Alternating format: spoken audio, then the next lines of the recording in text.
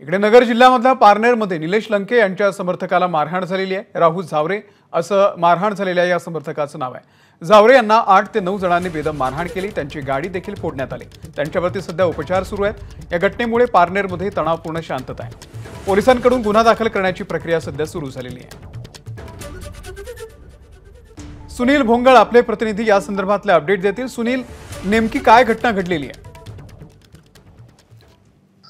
नक्कीच दुपारी 1 वाजण्याच्या सुमारास ही घटना घडलेली आहे। पारनेर शहरामध्ये निलेश लंके यांचे समर्थक असलेले राहुल झावरे हे आले असता त्यांची गाडी ही 7 ते 8 जणांनी अडवली आणि त्यांच्या गाडीची तोडफोड करत त्यांना जबर मारहाण केल्याची घटना जी आहे तर ती घडलेली आहे।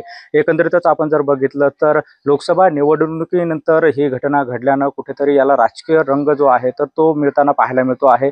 अहमदनगर लोकसभा मतदारसंघाची निवडणूक हे महायुतीचे उमेदवार सुजय विखे असतील आणि महाविकास आघाडीचे उमेदवार निलेश लंके यांच्यामध्ये अतिशय चुरशीची झाल्याचं एकंदरीत पाहायला मिळालेलं होतं आणि या निवडणुकीनंतर हा राडा झाल्यानं कुठेतरी पारनेर शहरामध्ये तणावपूर्ण वातावरण जे आहे तर ते सध्या पाहायला मिळतं आहे।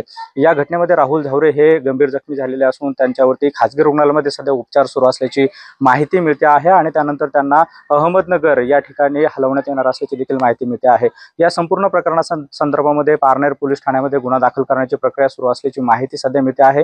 मात्र एकंदरीतच आपण जर बघितलं तर निलेश लंके यांच्या कट्टर समर्थकाला मारहाण झाल्यानं कुठेतरी राजकीय वर्तुळामध्ये चर्चेला उधाण आलेलं आहे आणि एकच खळबळ उडाल्याचं एकंदरीत पाहायला मिळत आहे। बघा नीट,